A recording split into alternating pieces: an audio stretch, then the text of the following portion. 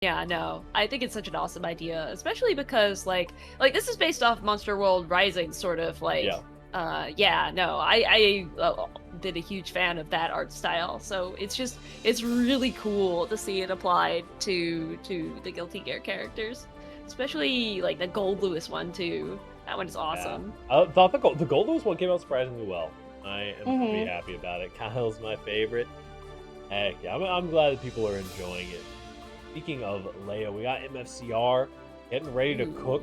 I don't know, it's one of the things where I feel like the matchup of Leo versus Asuka is kind of potentially one of those things where it's not even as much a character matchup thing, but more of like a player experience matchup thing. Because Leo's gonna run basically the same game plan no matter who you're playing.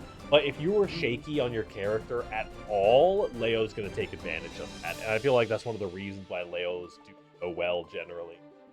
Yeah.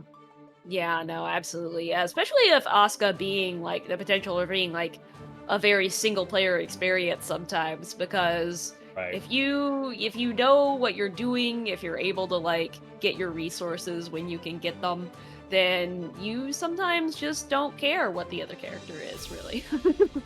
Yeah, exactly. The only downside to me having a JTG is I don't get to swivel my camera and show you guys. Ooh, just kind of sitting here. I can see. But just know that there is a very adorable gray cat sitting next to me right now. Oh, you're saying Mike Saftig is your, I mean, you may be intentionally saying bastard. But yeah, Mike Saftig is your teacher. Elucid's on the way. Heck yeah. Also, shoutouts to Elucid. Got that underscore VT in the name. Rocking the new VTuber model. I'm a fan. Ooh. I'm a sucker for all VTubers, and that Elucid model is clean. I'm gonna have to check that out, because I don't think I've seen that yet.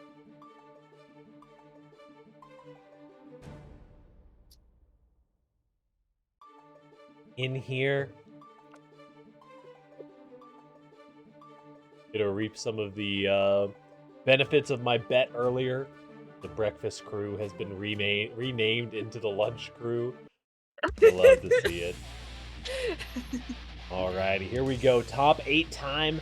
We have Elucid versus MFCR. Could easily be a grand finals matchup here. Right now, though, we are just in winners, semis. Mm-hmm.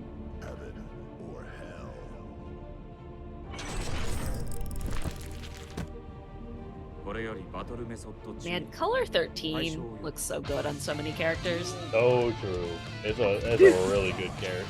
The like pink glow where all the shadows would normally be is so nice. What a back throw into the corner. Already, little corner pressure incident happening. Oh yeah.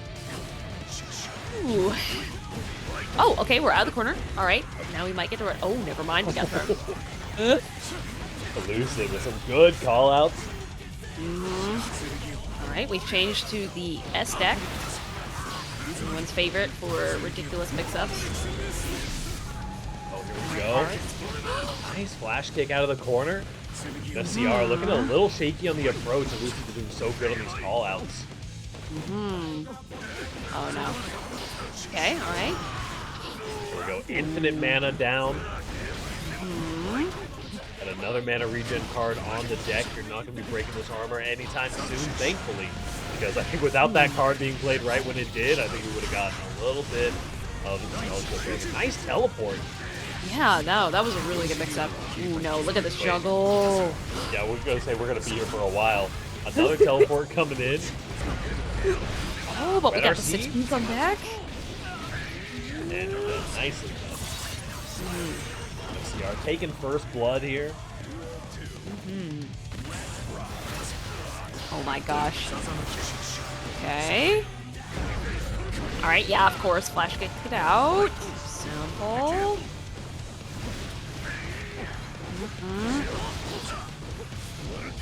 Ooh.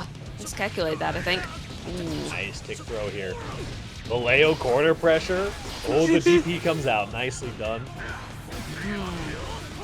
You know, that of all of the things that, you know, people say a lot of like, oh, you have to watch what Asuka has in the spell deck. I feel like for the most part, like a lot of times you can't afford to watch what he has in the spell deck, but you have to be able to see that DP whenever it comes. So having a character that like just randomly has a DP 10% of the time, that's something that you really gotta think about. Yeah. No, absolutely. Although it's true, it's really hard to. I mean, I sometimes struggle knowing that people have 50% tension, so to be able to be aware of cards is another thing. Although for me personally, I feel like I tend to always be on the lookout for the big cube because I just know that there's some stupid setup idea going on. Right. Although if they get it wrong, then I can just stand back a certain distance and 5p that big cube, and then I don't have to worry about it. True. I mean, apart from the fact that you can swing into it, it is basically just a free protected suit, you know? Yes. They can just walk you down from full screen, so you gotta be careful about it. Nice. Yeah. That ground card is underrated. Yeah, it's so cool. It's huge, too. Holy cow. Into the overhead, right into the confirmable super. That was nice. Speaking of watching cards, nice 2P, just like you said. Yep. Has the wherewithal 2P there. Full meter as well from MFCR. Coming out. But we're still shielded. We still have mana, and we have another big cube ready to go. Okay. There it is. Now you just mix bursting out. A little bit of a heroic burst here, but with 100 meters, you do not want to get caught by that beat. I love the recharge some mana, sacrifice some HP to recharge mana there at the end of the round. Yeah. Ooh, okay, nice, good strings here. Ooh, that was a smart backdash from CR, but alas, in the corner again. Elucid just dropping some oppressive pressure here. And then with the book. That's one of those moments where Asuka becomes so reminiscent of Happy Chaos. Those moments where it feels like Happy Chaos is just flailing at you, but is all two block strings. I felt like that's what Elucid was just doing, but you know that, like, the Matrix is just shining in Elucid's eyes that whole time. Yeah, I feel like the only reason that I know so much about high-level Asuka play is that there is, in fact, someone at my local that's been cooking with Asuka. Yeah, that's certainly how I know the easy like 5p out of the big cube, because I have seen it so many times. They are also an S deck enjoyer. Although, like, there was one point when they were like, I have to stop using the S deck because I have to actually concentrate on my neutral now. You do, unfortunately, have to play neutral on occasion. Let's do that front start here. Overhead. Slow down staff, I believe. IBFD just sent Leo back to full screen. Flash kick out of that. Ooh, okay. Some interesting pressure. Oh, but we just 2D out of it because we have our 2D is too good. Yep. And I mean, shout out to the IBFD there again, though. As the IBFD is sending Leia, what a teleport around to 6P. There we go. MFCR threads the needle here. Okay, nice. And it's broken. Does have meter available, but I think he's just dead. Yep. Any hit there is going to be pretty devastating. Let's start DP. No. Let's start flash kick. Very good throw. Ooh, Elucid. That spell after the draw card, canceling the spell there. Very scary stuff. Oh no! I think they like did an empty spell there. Does have DP available on the other side of the wall, but you would have to get some mana back in order to use it. Gotta find something. With that mana broken, that feels like a helpless situation there. Yeah, absolutely. You're half a character who takes double damage, and you're on hard knockdown on the other side of the wall. Yeah, no. That was just scary. But yeah, MFCR has also been showing some really good awareness, like with dash blocking and like stopping some cubes. It seems like this is also not their first rodeo when it comes to the Asuka matchup. Yeah, there was a little bit of shakiness in the first couple of games, but it definitely seems like MFCR made the adaptations and really honed in. Yeah. Okay, oh. That was, yeah. Very yellow flash kick. Ooh. Oh, in the corner, just catching the block drop there. The super. Lots of spells at your disposal. This may just be a go next situation, but MFCR might try to fish for a little bit of burst baiting or something here. Leo has the opportunity to make it happen, but the double crossover is going to get thrown out.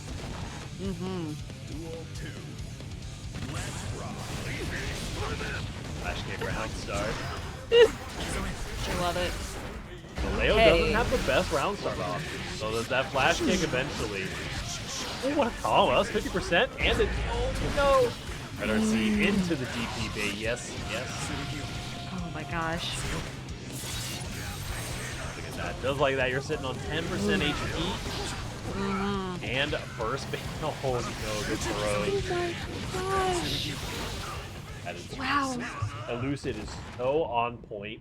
You can tell it's one of those things where like you're only ever afraid of a player who play your character.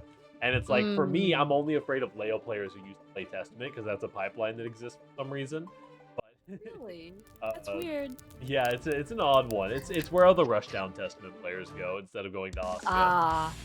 But okay, I can see that. It's one of those things where they know to call out, like they know all of the specific spots. You can really feel it here with Elucid getting all of these throws. It's just like, no, I got thrown here once in tower. I am throwing every Leo in this exact spot for the rest of my life. Yeah, I can see that for sure. Okay, really solid defense here from MCR. Backdash here. Trying to catch something. Or that stagger pressure coming in from the MFCR. The game 5 scenario. Oh yeah, that was not. Oh, okay. I did not expect that one to connect actually. I know, me neither. Nice trying to get the 5P for the anti-air, but the 2Ps come out straight for the red RC. With a blow. Oh my gosh. Oh, okay. So I think that particular staff just directs, change the projectile's direction. Yeah, it moves it down. Okay. No, we are supering through. Luckily that hit you with the staff on the field. Yeah. Oh no, the well, you can... Oh wow. Well, you can choose to, like with the super, you can choose to do the input so that it's not affected by the staff. Oh really? But, yeah. But they clearly went with the dodecahedron there to get the effect.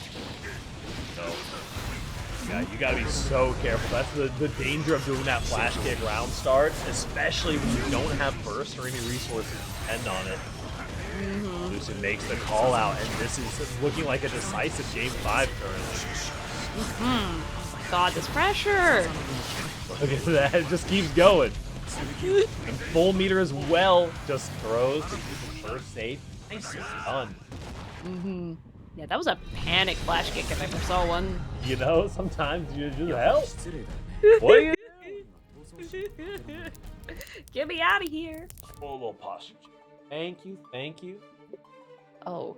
Or on that. E2. Arrow? Hey, look at that. Next up, we've got MJ Karasa and... Oh boy. This is truly a unstoppable force versus an immovable object situation. I mean, Mike Saftig has had some struggles historically with the Happy Chaos matchup, I feel. Fairly, right? Just because it is the Happy Chaos match. But, you know, has been kind of cooking up some interesting answers. Interesting. I've seen I would not be surprised if we see multiple heavy mob cemeteries coming out in this game. I hope so. I'm here for it. I like everyone else was popping off when I saw Ubi Soul actually doing HMC twice and landing it the other day. When was that? I feel like it has slowly but surely just kind of in the mental stack. It got forgotten about and put in the back burner for long enough that it finally kind of became an almost valid option. It's kind of like what I say for all of Sin's options. It's like, because everything is trash, no one expects you to do the worst option. And then you do the worst option and you're just like, yeah, I'm that guy. What can I say? Oh, man. I'm right with you, though, in terms of, like, Sin being a surprisingly fun pocket choice. Oh, yeah. I mean,